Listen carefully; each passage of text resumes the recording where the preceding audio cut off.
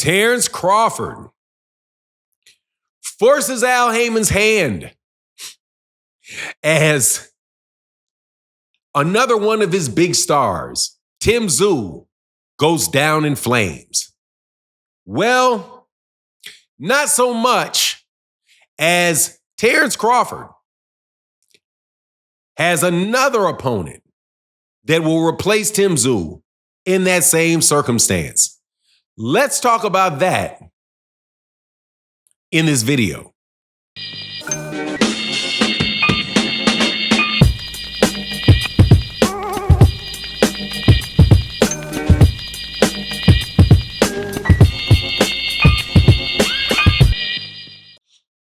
All right, let's get right into it. We had a good fight card this weekend.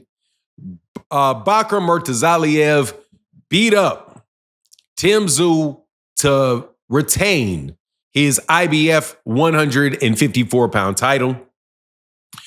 Other news came out that Turki Al-Sheikh, according to Bob Arum, is getting out of U.S. boxing because the fight with Terence Crawford and Israel Madmirov was an embarrassment to them. Now, Bob Arum had something to do with why that was a bit of an embarrassment. But anyway, word is from Bob Arum that Turki Al-Sheikh is getting out of U.S. boxing. So as we look at the 154-pound division, you would think that that would naturally mean that Terence Crawford is either going to go to Saudi Arabia and all of his fights are going to be in Saudi Arabia, or he's going to fight in the United States and he's going to have to fight with the promoter that's in his weight class, or the boxing organization that's in his weight class and the fighters that are in his weight class, which are the PBC fighters. But people think differently. Before I get into the details, though, let me welcome you back to the channel. If you're new to the channel, please accept my invitation to hit the subscribe button and hit the bell icon so you can be notified of when we release more videos. And if you're a long-term subscriber or supporter of the channel, thank you guys so much. It really makes a huge difference to the channel. But let's get into this.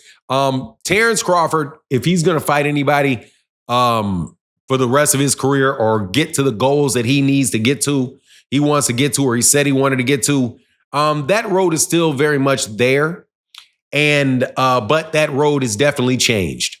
And yes, the defeat of Tszyu definitely affects it, but it doesn't affect it in the way that some people think it does, at least not from the way that I analyze the problem.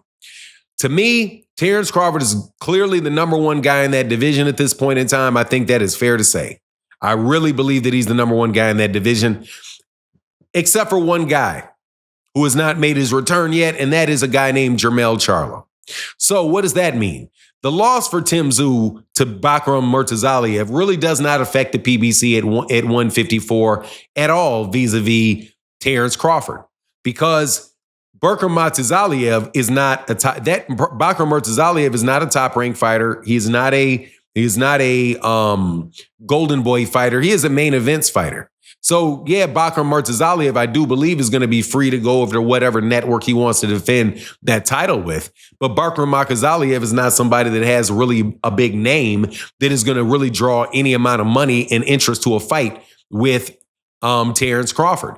You already had the Madmirov situation, and the Madmirov situation is pretty much the same as the Murtazaliev situation. It's a dangerous fight with a big name fighter. I mean, with a non-known fighter that Terence Crawford is going to, has some risks in. I think he would win the fight, but that's pretty much that's a low pay, tough route to unification. Murtazaliev, they could go the wrong way. But again, who's going to pay for that fight? If it's going to have to be over there on a Riyadh season card, it could happen, but that's not going to affect Al Haymon, because guess what?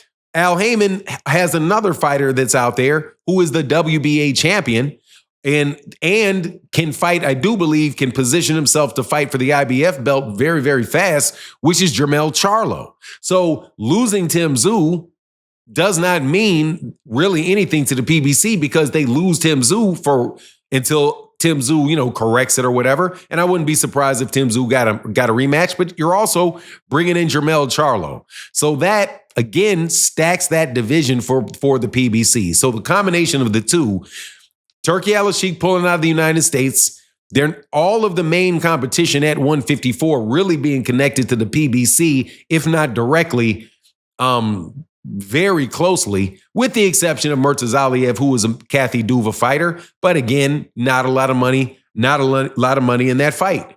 So what do I think should take place in order for this 154-pound division to really get right and for us to see all these fights? It is, again, for Terence Crawford to do what people have been calling for Terence Crawford to do for a while. Work with the PBC. Al Haymon could make that fight quite easily with Berkram Matazaliev or with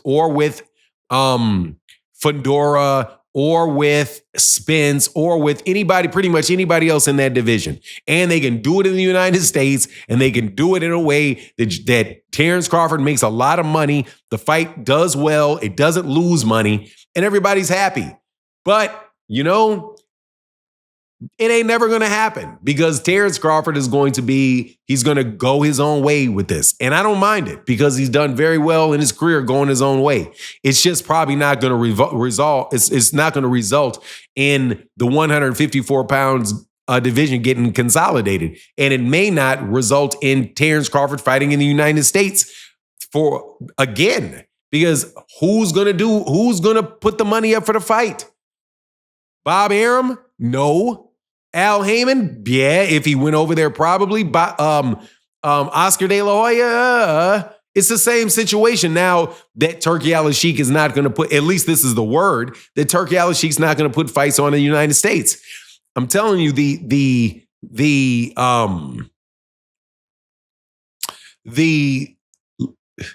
gravy train of people being willing to lose money on Terence Crawford's events to pay Terence Crawford large amounts of money, man, I don't think it's going to be there anymore. But hey, dude, again, maybe I'm wrong though, right? Maybe he'll find another way to get it done.